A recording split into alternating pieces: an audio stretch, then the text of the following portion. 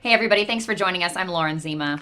And I'm Kevin Frazier, and for the first time, Lauren, we are hearing what really went on in that hotel in Paris when Kim Kardashian was robbed. And it's very interesting because we had a chance to sit down with the man who was working the front desk that night. He's not the concierge, he's not a security guard, he was the guy who was working the front desk. And in an exclusive interview, we sat down with him and talked about what really happened, because he was there while Kim was held at gunpoint, so was he. And we learned a few things that really, I think, surprised a lot of people as he talked and told us details, because initially we thought Kim was targeted because they wanted her jewelry, and that everybody, and that there was just a jewelry heist and Kim was the person they wanted. But we've learned so much more now. We've learned so much more, Kevin. I mean, that's what has blown my mind about this interview. I watched it live yesterday as ET's own Jennifer Perros sat down with him in Paris.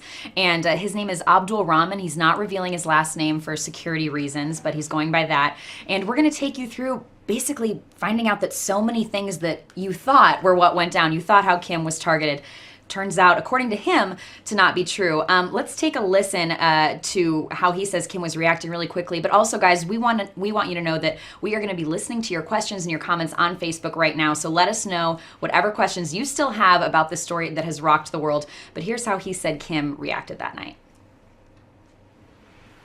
Screaming like hell. It also is probably very frustrating it was for very her because she terrifying. doesn't speak French, so she didn't understand what No. these guys were saying. Is she crying at this point? She was screaming like hell. So he's just saying Kim was terrified the whole time, talking about the ages of her kids, saying, I'm a mom. That stuff didn't surprise me as much. That's how you'd react. Yes, and I also think that Kim, while caught by surprise, the one thing we do learn is that she offered up the ring. And that is a fascinating thing that I think before we thought she was targeted because of that ring. She offered up her ring. But they wanted cash, and that's what we have learned also, that they came in and they kept asking for cash. They didn't ask for jewels, they didn't ask for anything specific. They just wanted money. And the one thing that Kim could provide quickly that would save her life, in this case, she felt, was that big diamond ring. That's what's so crazy about it, is really the story has been so much speculation that the thieves were after Kim's ring specifically. It almost made it seem like this Ocean's 11 caper, right? Like they are going in, they know the jewels that they want. It's this very heist scenario. And that was a pretty new ring that Kanye had given her, worth millions. Yes. And so we're thinking Kim's flaunting everything on social media. Everybody knows she has this ring, and everybody in the world is thinking they targeted that specifically. And according to Abdulrahman, not the case at all. Actually, let's go ahead and take a listen to how actually unprepared he said that the thieves were. I mean, he was telling Jen that they seemingly had never been to the hotel, that they didn't seem to know how many floors or how many rooms were there. Well, not only that, but also when, he said they came to the door and they held a gun to the door through the gate, and that's when he first realized, uh-oh, this could be a problem, and he let them in. But they had no idea where they were going to go. It was kind of haphazard in what was going on. Exactly. So he actually used the word improvising. He felt that they were improvising. And let's take a listen to what he said first happened, how they made him wait for several minutes when they first got to the hotel.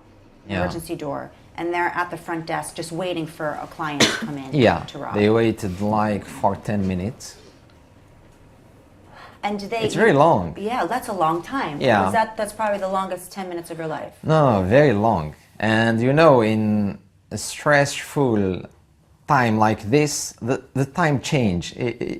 You feel time differently, So he actually says that he was standing there with them and they were just waiting for people to come in so that they could rob them. And let's remember that night at the hotel, Robin Thicke was there. There were other stars. Jennifer Lawrence had been there 2 nights before. So it is a very popular hotel with very big name stars. So that's why I'm sure they were assuming at some point someone big is going to walk through this lobby. We can rob them. We can run out. Or they were going to make a tour through the whole hotel and hit a lot of rooms. It just so happened that Kim's was the first room. Yeah, he said that they asked him, about safes, what safes are in the rooms. They seemingly, this is the hotel, you're seeing it right now, and they seemingly hadn't like mapped it all out. You know, when I first heard about this, I'm thinking they had to go in there with such a specific agenda. I mean, Lauren, let's be honest. We all thought that it was an inside job. When this first happened, we all said it's an inside job, and maybe, just maybe, the Kardashians are involved. There was a lot of people who speculated about their involvement in this, and that was one of the first things that he says. He says, they were not involved. Kim was not involved. She was terrified, and she thought she was going to lose her life. So that's where you kind of understand for the first time, okay, this wasn't a joke. This wasn't some kind of stunt. This was a real robbery, and Kim's life was in the balance, along with this gentleman who's working the front desk. But, Lauren, then you turn around and you say, okay, if that's the case, then why do they go to Kim's room first? Why did they target her? Now we know it's just haphazard. Well, Rand, it's so funny that you say that, because actually that's what so many of you are asking. Gretchen is saying, how did they get in her room? Angela, why did he let them in? He put guests at risk. So a lot of why questions. And what he has told us is, you know, again, and we knew this, but they were dressed as police. I mean, at first he's thinking this is a Fashion Week incident. It is Paris Fashion Week. Right, and then the guns were pulled on him. And once the guns were pulled on him, he was going to take them wherever they wanted to go. And you have to understand, when a gun is being pointed at you, remember this man is being held at gunpoint, you're going to go wherever they ask you to go. And according to him, they did threaten his life. They said, we will kill you. And as for how they got into Kim's room, I mean, he is telling us that at first he was trying to distract them. He was trying to not name names of who was there, but eventually, again, when you're handcuffed, when your life's at stake, I mean, he said he was going to do whatever he could to stay safe. I also thought one of the other fascinating things was the fact that they were trying to figure out where the security cameras were.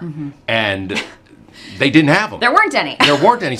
And I think they were shocked, just like everybody else has been shocked throughout this investigation. Like, where's the video from inside the hotel? But apparently there were no security cameras, and the ones there were turned off for privacy's sake for the stars that were staying there. So it's an interesting kind of twist, because even the robbers were confused at first. According to Abdulrahman, it's not even just celebrities. He says dignitaries, according to him, presidents have stayed there, and that what he says is the celebrity clientele wants a certain amount of privacy. But here's the thing. I understand they want privacy, but they also need to be safe. And after this, you will want those cameras. Listen, if you're doing business and you're coming and going as you should, there shouldn't be a problem. But it's just very interesting, and there's lots more questions. Yes, Jessica says, who done it? Any suspects? No. I mean, no one has been brought in as a suspect. Not only has no one been arrested in this, but they really still don't have a clear picture of who these men were.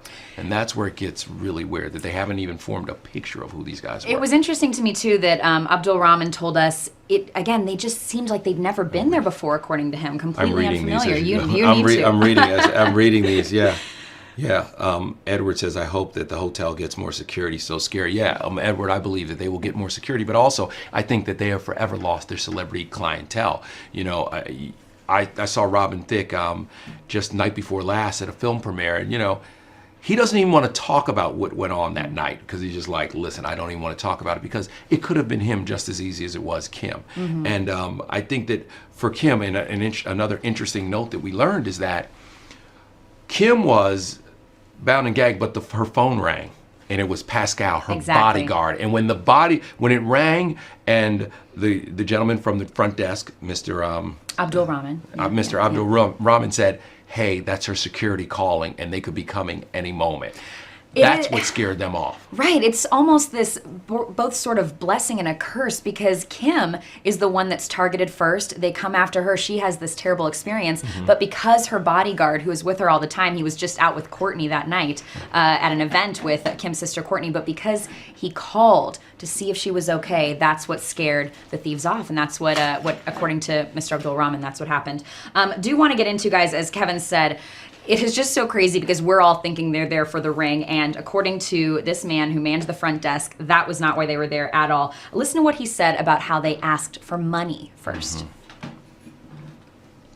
The guy was asking for money. Where is money, money, money? You know, l'argent, où est l'argent, où est l'argent, in French. You know, and at that moment, I think she believed that they was there for her ring. I mean, they're not there for the ring. They say money over and over and over again. Money over and over again, and then Kim offers the ring, because she's like, this is the one thing I have. And look, I get that. She was afraid for her life. I think the real concern becomes here with this situation, that now we understand how dangerous it was, that she was held at gunpoint, that it wasn't a stunt. But people always get skeptical when they turn on the TV and they see it on Keeping Up with the Kardashians. You know, I remember being in Las Vegas when with the Lamar Odom situation, and, you know, the family being so serious. You won't see this on TV. We're not filming. Nothing will, you know, this is life or death. And then you turn on the television and that's the main theme of the season once again. So you say that, is this going to be the theme of the season? Will we see Kim right after the robbery on cell phone video? Because that's where people start to begin to get skeptical about the entire situation. But what we learned from this man working the front desk is that it was a real robbery, and these were kind of bumbling robbers that tried to find their way through this hotel and find as much money as they could, and they weren't necessarily targeting Kim Kardashian.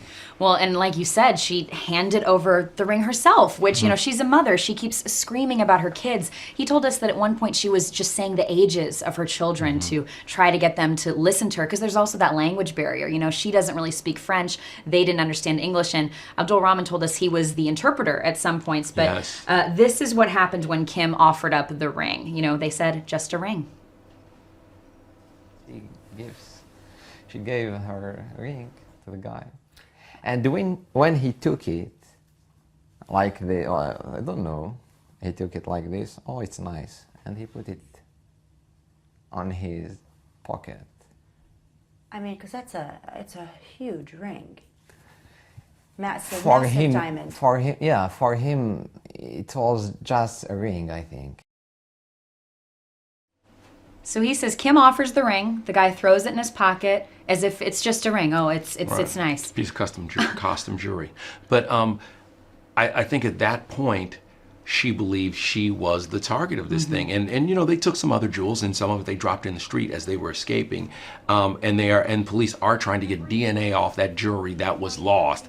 But at the end of the day, she's alive. You can claim that ring on insurance and you can get it back. It's fine. Kim has returned to kind of her public life. She has spent the last 2 nights going to see Kanye perform at the Forum here in Los Angeles, while he has had his sold-out shows there. And so she is kind of slowly but surely returning to regular life. But in both instances, she has gone out now with armed security, and her life has changed forever. That's her new reality, is the armed security, because she's shaken by this thing. So it will be interesting to see how it affects the rest of the people. You know, Kendall was at the Lakers basketball game last night, you know, and you couldn't see security in the shots when they showed her courtside.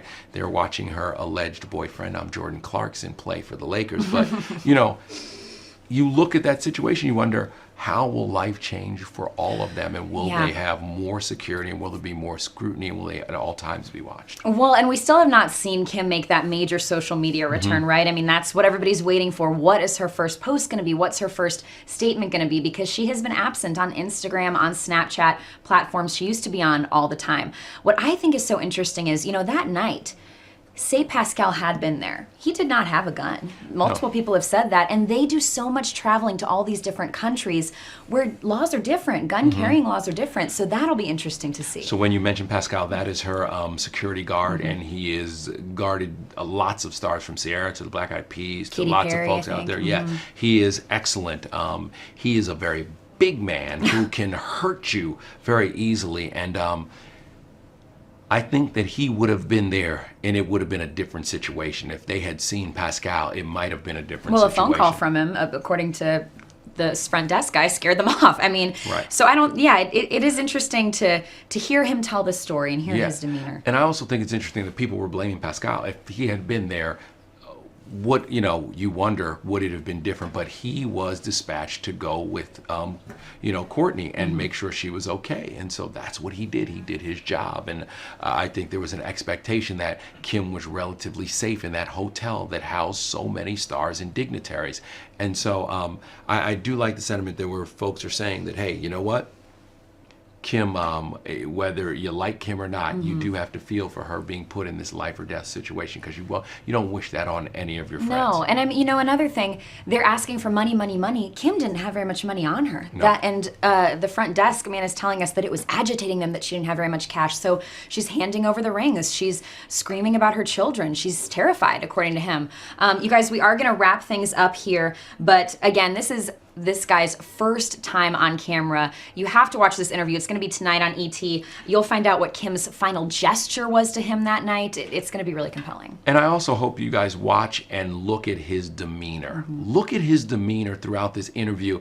And I'm very curious if you guys will send us messages back on Facebook and tell us what you think after watching him throughout this interview when he's asked some very hard questions, the way he reacts.